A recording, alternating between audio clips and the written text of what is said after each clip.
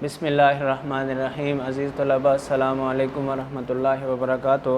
جماعت نحو اردو کے سبق نمبر 9 امتحان جو مرزا فرت اللہ بیگ نے لکھا ہے اس کا خلاصہ آج انشاءاللہ ہم آپ کے سامنے رکھیں گے۔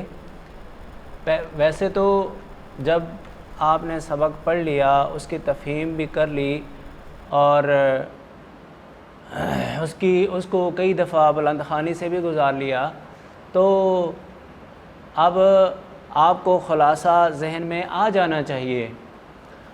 اگر کوئی کمی پیشی یا بعض چیزیں اہمیت کے اعتبار سے زیادہ بیان کرنے والی ہوتی ہیں، ان میں سے کوئی رہ گئی ہو یا غیر عام کا آپ تذکرہ کر رہے ہوں، تو ایسی چیزوں کی کانٹ چھانٹ آپ نے کرنی ہے۔ میں آپ کو اس کا خلاصہ دہرا دوں گا۔ تو اس کا خلاصہ یہ ہے جب مرزا فرت اللہ بیگ اپنے اس سبق امتحان میں ایسے طلباء جو انتہائی نالائق اور گھر والوں کو اور اپنے آپ کو دھوکہ دینے والے ہوتے ہیں، ان کا تمثیلی انداز میں، ان کے بارے میں تمثیلی انداز میں اور ذرا ہلکے پھلکے مزاح کے انداز میں وہ ان کے بارے میں بیان کر رہے ہیں۔ وہ یہ کہتے ہیں، اور مثال کس کی دے رہے ہیں؟ اپنی دے رہے ہیں۔ وہ یہ کہہ رہے ہیں کہ میں لا کلاس کا اسٹوڈنٹ تھا، طالب علم تھا، اور کہتے ہیں کہ مجھے اس بات پر بڑی ہنسی آتی ہے کہ لوگ امتحان کے نام سے بھلا کیوں گھبراتے ہیں۔ دو ہی صورتیں ہیں، یا امتحان دینے کے بعد آدمی پاس ہو جائے گا اور یا فیل ہو جائے گا۔ اب پاس ہونے یا فیل ہونے میں دونوں میں انہیں کوئی نہ پاس ہونے کی اہمیت زیادہ ان کے ذہن میں ہے اور نہ فیل ہونے کی قباحت ان کے ذہن میں ہے۔ تو کہتے ہیں میں لا کلاس میں جب میں نے داخلہ لے لیا تو اب گھر والوں نے مجھے یہ کہنا شروع کر دیا کہ اب آپ کو پڑھنا پڑے گا۔ تو میں نے سوچا کہ اب میں کس طرح سے ان سے جان چھڑا سکوں۔ تو وہ کہتے ہیں کہ میرے بوڑھے والدین تھے، تو میں نے سوچا یہ کہ بھلا کیا ان کو دھوکہ دینا بھی کوئی بڑی بات ہے، تو میں نے الگ کمرے کا مطالبہ کر دیا، جبکہ ان کو یہ پتہ تھا کہ چھوٹے گھروں میں الگ کمرے سے الگ کمرہ دینا مشکل کام ہے، لیکن کہتے ہیں کہ والدہ نے اپنا کمرہ مجھے دے دیا۔ اب ہوتا یہ کہ 7 بجے سے میں اپنے کمرے میں گھستا، لیمپ جلاتا اور شیشے کی کھڑکیوں کے سامنے کاغذ لگا دیے ہوئے تھے اور میں سو جاتا۔ اگر رات کو کوئی دروازہ کھٹکھٹاتا، اگر میں جاگ جاتا تو اسے ڈانٹ دیتا، اور اگر نہ جاگتا تو صبح پڑھنے میں مصروف ہونے کی بات ہو جاتی۔ اسی طرح اگر وہ کہتے ہیں کہ چمنی بھڑک جاتی چراغ کی، تو بھی صبح دیکھنے والے یہ کہتے ہیں کہ یار بچہ اتنا مصروف کہ اس کو یہی نہیں پتہ چلا کہ روشنی بھی اب رہی ہے یا نہیں۔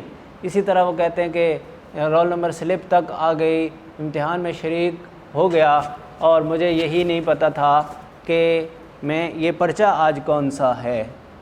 کہتے ہیں پہلے تو نگران صاحب آئے، بڑے ہنس ہنس کر باتیں کرتے تھے، میں بڑا خوش تھا کہ اللہ دے اور بندہ لے، آج میرا کام ہو جائے گا۔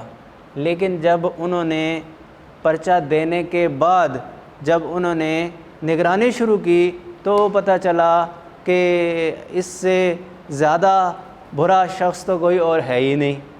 کہتے ہیں وہ مجھے زہر لگنے لگا۔ کیوں؟ اس لیے کہ میں ذرا سا بھی ادھر ادھر اگر دیکھتا تو وہ فوراً کہہ دیتے بھئی نظر اپنے پرچے پہ رکھیے۔ پھر میں نے کہتے ہیں کہ نگران صاحب سے ایک دفعہ پوچھنے کی بھی کوشش کی تو انہوں نے کہا جی مجھے نہیں پتہ۔ میں نے کہا جی آپ ذرا ادھر ادھر ہو جائیے، یہ ساتھ والے بڑے زور و شور سے لکھ رہے، میں نے دیکھ لوں گا۔ اور کہتے ہیں کہ انہوں نے ایسا بھی نہیں کرنے دیا۔ تو اس طرح سے، اور صورتحال میری یہ تھی کہ مجھے یہ تک نہیں پتہ چلا کہ یہ پرچہ کس مضمون کا ہے۔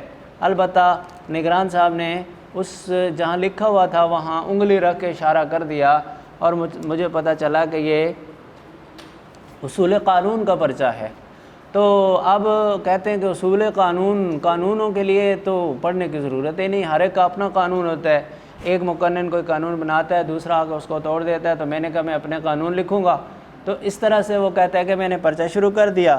اب وہ جو امداد غیبی اور پرچوں کے الٹ پھیر والی دو امیدیں تھیں کہ ان سے میں پیپر پاس کر لیا کروں گا، کہتے ہیں کہ وہ دونوں ہی نہیں چلی، اور میں تو ویسے تو آدھے گھنٹے میں نیچے آ جاتا، لیکن والد صاحب چونکہ 11 بجے آ کر نیچے بیٹھ جاتے تھے اور وہ میری انتظار کرتے رہتے تھے، تو پھر میں نیچے بھی نہیں آ سکتا تھا۔ تو ٹائم جیسے کیسے گزار کے میں نیچے آتا، والد صاحب کو اپنے پاس سے بتاتا کہ میں نے یہ لکھا ہے، یہ لکھا ہے، یہ لکھا، وہ بھی بڑے خوش ہوتے، اور اس طرح سے کہتے ہیں کہ پرچوں کا دورانیہ بھی گزر گیا۔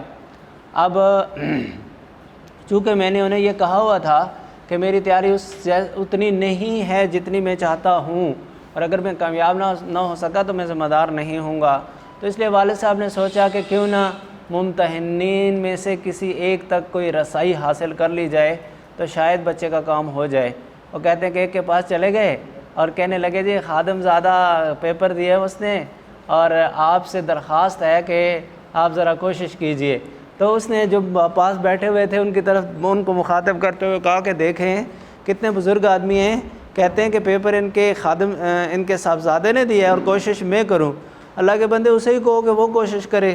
تو اس طرح سے وہ کہتے ہیں بڑے شرمندہ ہوئے اور واپس آ گئے۔ اب جب نتیجہ آیا تو کہتے ہیں کہ نتیجہ کم ترین کا جملہ مضامین میں اعلیٰ درجے کا فیل تھا۔ کم ترین عاجز بندہ عاجز کا جو نتیجہ تھا وہ کیا تھا کہ تمام جملہ مضامین میں بدرجہ اعلیٰ فیل تھا۔ کہتے ہیں کہ سب نے 0 نمبر دیے ہوئے تھے، کسی ایک نے کوئی ایک آدھ دے دیا۔ تو جب والد صاحب سے بات ہوئی تو میں نے کہا جی یہ تو بس کسی نے نا پرچے ہی تبدیل کر دیے۔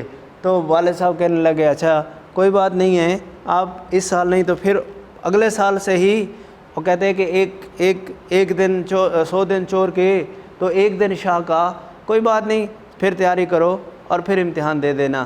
تو وہ کہتا ہے کہ اس طرح مجھے 2 سال جب مزید مل گئے تو بس میں نے کہا اب چلو 2 سال تو مل گئے نا، اب 2 سال کے بعد دیکھی جائے گی کہ کیا ہوگا۔ ابھی بچوں اب آپ دیکھ سکتے ہو کہ اس میں ایک طالب علم نے کس قدر لاپرواہی اور بے حسی کا مظاہرہ کیا ہوا ہے کہ سب کچھ ہو جانے گزرنے کے بعد بھی وہ اپنے آپ کو اب اس بات سے تسلی دے رہے ہیں کہ 2 سال مجھے مزید مل گئے، یہ بہت بڑا مارکا میں نے مارا، اور اب وہ 2 سال مزید دھوکہ دے لیں گے والدین کو، اور اس کے بعد پھر دیکھیں گے کہ کیا ہوتا ہے۔ تو بچوں یہ خلاصہ ہے۔ اب اس خلاصے کو میں نے اپنے الفاظ میں آپ کے سامنے بیان کر دیا، جو امتحان کے سبق پڑھنے کے بعد میرے ذہن میں آیا، اور اس کوانٹٹی کو ملحوظ رکھتے ہوئے جو آپ کو مطلوب ہے۔ آپ اگر 1.5 پیج کا خلاصہ ہے اس کے لیے لکھ لیتے ہیں تو وہ آپ کے لیے کافی ہے، اور اسی طرح آپ نے اپنے الفاظ میں سے لکھنا بھی ہے اور بیان بھی کرنا ہے۔ اس کے لیے ضروری نہیں کہ آپ کسی تحریر کو دیکھیں، کسی اس کی بک کو دیکھیں، کسی اور کو دیکھیں، کسی کو نہ دیکھیں۔ آپ اگر یہ دیکھیں اور سمجھیں کہ خلاصہ آپ کے ذہن میں ابھی تک پورا نہیں آ رہا اور آپ پورا مربوط انداز میں بیان نہیں کر سک رہے، تو اس سبق کو پھر پڑھیں، پھر نہیں آ رہا پھر پڑھیں، پھر نہیں آ رہا پھر پڑھیں۔ جب آپ اپنی زبان سے اس کو کہانی نما بیان کر لیں تو اسے چھوڑ دیں، بس وہی آپ کا خلاصہ ہوگا۔ اب جب ہم نے یہ خلاصہ کر لیا تو انشاءاللہ اب پیراگراف کی تشریح کرنا ہمارے لیے آسان ہوگی۔ اللہ آپ کا حامی و ناصر ہو۔ آج کے لیے بس اتنا۔